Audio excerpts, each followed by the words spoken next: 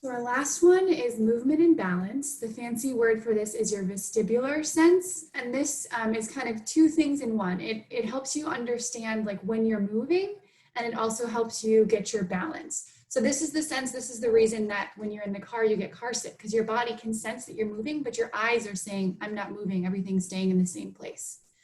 This is a really, really important sense because it has to work with everything else to help you move and coordinate and do everything. However, to bring it back to mental health, this one is really, really important for our mood, especially children. So there's two different ways to kind of use this sense. You can either do it in a way that's energizing or calming. And if you thought about it, you can actually probably think about what this would be. So when you want to get a baby to sleep, what do? You rock them gently in the same direction of movement, right? That is calming to them. When you're moving gently in just one direction back and forth, that's a very calming way to use this sense.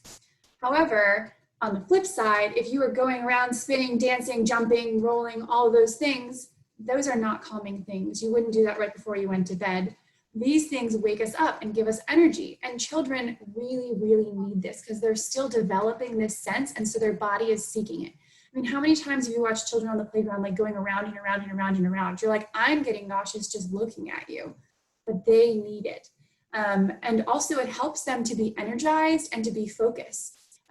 And so like, let's say kids are on Zoom all day long because they're in class. They need movement breaks frequently to help get them moving, to help energize them again. An example of this, I work with this baby, and before COVID, I would bring him to an appointment every week, and he kept falling asleep on the way home, but it was almost his nap time, and he didn't transfer well, and so he would wake back up, and we couldn't get him back down to sleep. And so what I started doing is right before we would get in the car, I would dance in the parking lot with him, and we would jump, and we would spin, and he was giggling and laughing, and that would keep him up just long enough to get him home and then rock him to sleep when we got home. So you can think about with children how this sense impacts their mood and their focus and their energy. So that was all of them. I hope that was helpful and you can see it. I think the most important thing to really underscore here is that these all have to work together, right? So think about like when you're writing. Your sense of touch tells you how you're holding the pen. Your body sense tells you what position you're holding in. Your vision is watching. And actually your sense of balance is kind of helping making sure you're in the right position. Like some people like to have their heads like that when they're writing.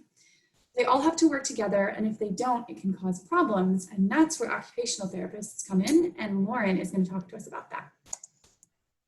And then now we're going to talk about some fun stuff. So now we're going to talk about some of our favorite activities in each of these senses, some stuff that you guys are able to do at home now that there's not much to do outside, although I believe indoor dining opened in New Jersey today. So, but I mean, you know. And then our next activities are touch activities. These are really cool, and later we'll be seeing one.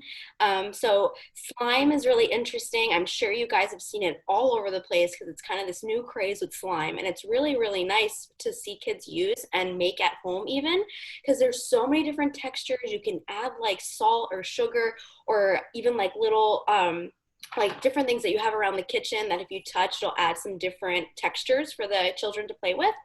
Cloud dough is really interesting too because it kind of sits in your hands and it's very light and also very simple, something to play with, and has a different texture.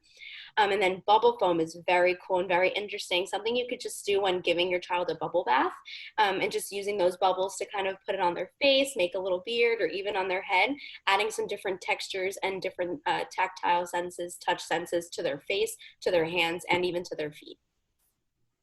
And our next activity. And we're going to be sending you guys links with some of the recipes for these things, by the way. So the biggest thing that I want to advocate for is I really love obstacle courses. I love obstacle courses, and the kids that I work with, they also love that I love obstacle courses. They are great because you can use every single sense in obstacle courses. You can even be like smelling and tasting things. So there's different ways you can do it. You can do it outside, and kids of all ages love outdoor obstacle courses. You can give them ropes, hula hoops, sticks, rocks. They're so creative. Or inside, you can really think out of the box and get a lot done. So think about using pillows, chairs, couches, tables, hula hoops, tunnels. tape, all sorts of things. One of my favorite things to do though is like streamers from birthday parties. You can go into a hallway and tape them up onto the walls. So then they're like lasers in like a spy movie. And the 7-year-old I work with, he literally thinks he's like an international spy, and he's like moving his way through the course, and it gets you using so many different senses. It's super cool. I love it. They love it. Another one that I'd recommend, I love finger painting, but a lot of the kids I work with love to put their hands in their mouth, which makes me a little nervous. So recently I've switched to using yogurt and food coloring. And what I do is I take them, I put them in the bath totally naked. And then remember, the touch sense is whole body. So they've got yogurt all over their body, their top, their bottom, their legs, their hands, their arms, their face, everywhere. They love it. It gets so many things working. You've got taste and smell in there too. And then when they're done, it's super easy. You just give them a bath and they're clean. Ready? So oral motor, that's just a word for mouth muscle. So our mouth muscles are really important for chewing, swallowing, and talking. A lot of kids, some kids might have weakness here, but a lot of kids, they like to put things in their mouth because they're either looking for that touch, or they're looking, when you're chewing, you're actually using that body sense, that kind of deep pressure thing. So this is a really great one. These two activities can work with that. So chewing gum can give them both the touch and that deep pressure of chewing. So I love that. Or another one is using straws. So either you can breathe out through straws and like make bubbles in like milk or soapy water, or you can breathe, suck in through them, like drink like a thick milkshake, and that'll work on their mouth muscles and give them the input they're looking for. The last one that I have here is called seed bombs. It's basically gardening. Gardening is amazing because of all the different senses that are going on. But this is like a stepped up version, which we'll send you the link to. Basically, it uses clay, dirt, and seeds, and you have to mix it all up and get it all over your hands, get it dirty, roll it into a ball, and then it's wildflower seeds. So you just go on a walk and you just throw them out, and you're planting wildflowers, and you get to chuck them, which is super great. Older kids tend to love really throwing them far. So those ones are super great for whole body activities. And now on to Lorraine. Okay, so I love balloons. So any balloon game is awesome. And there are so many out there, but my favorite is balloon volleyball because it just works on so many things all at once. But most importantly, it is a lot of fun. I've played with my toddlers, I've played with adults.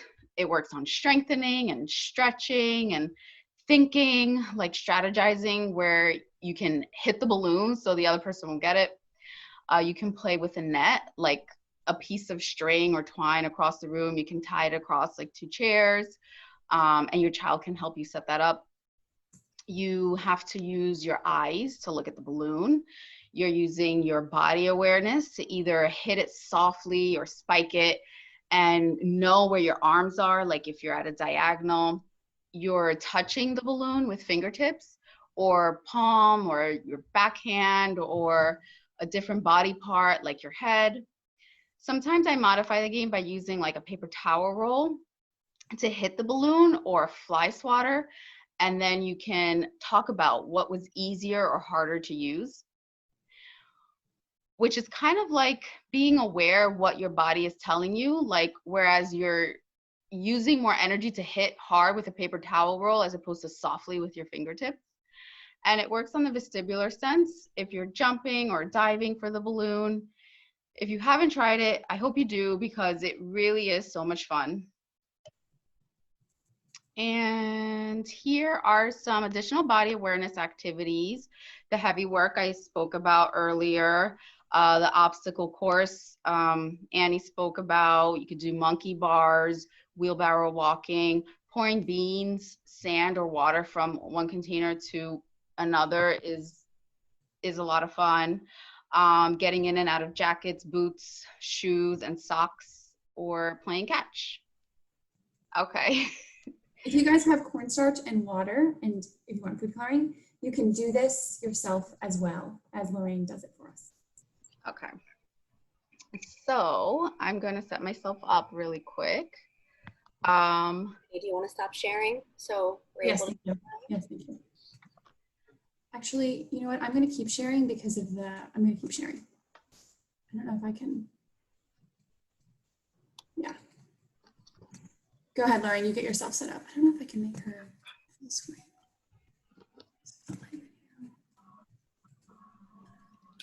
So please let me know if you can't see or hear me well. I'll adjust accordingly. But oobleck is basically, it's just cornstarch and water. So it's very simple recipe with only 2 ingredients. And I love it. We do it all the time. It's so much fun and it's just super cool. So I'm just gonna get started in doing it. It's a 2-to-1 ratio. So it's 2 cups of cornstarch. Oh, and it's messy. So I'm doing it with you, Lorraine. you are, yay. It's so cool. I love it. We're kind of go big or go home. So like I like to do a big batch. I mean, I have 2 kids and sometimes we make different colors. The food coloring is obviously optional. You totally don't need to do it with food coloring. I don't do it all the time with food coloring, but it's just so pretty. Not most of it and then start stirring. Oh yeah, expert stir here. So it's kind of hard to mix it. My kids love to help and they love to pour it in and help mix with their hands. And just the fact that it is pretty hard to mix really goes with that pushing and pulling, more the pushing, and could be a calming effect too. I'm gonna go ahead and add the rest. So the super cool thing about oobleck, the best part is that it's a liquid and a solid at the same time. I don't know if you guys knew that, but so like once this mixes, it is, like I said, it is tough to mix because it does start becoming solid. My son is saying that he did this already in school. Yeah. He knows exactly what's gonna happen. Yeah. Oh, I love it. It's so cool. And I'm, you know, obviously an adult and I think it's cool. So like kids, I just feel like they think it's like so awesome. Okay, so it is starting to form.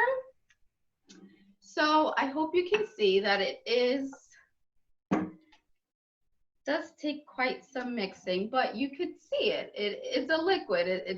It's flowing down. Might need a good few more stirs, but so there we go, liquid. And then if you touch it, come closer maybe. If you touch it, it's solid. I mean, my finger's not going in the bowl. And you could even like punch it. I hope you hear that. I mean, it's really, it's solid. But then if you like slowly put your hand in it and then just lift it up, it's liquidy. So we love it. It's so much fun. It's super sensory activity, messy. And yeah, I hope you try it because it really is a lot of fun. It's worth it. So while Lorraine gets herself like cleaned up, I just wanted to say, first of all, thank you everyone so much for tuning in. Second of all, we made a PowerPoint that has everything that we went over, as well as a bunch of activities. I feel like when I was first getting into this, I was like, this is so cool. Then I was like, how can I do this with children? And so this is just kind of a getting started. It gives you lots of recipes or links to recipes or ideas on how you can kind of incorporate this. And so you can help your kids be more focused and happy, in a good mood, whatever, you know, like you'll have the resources you need to get started on it.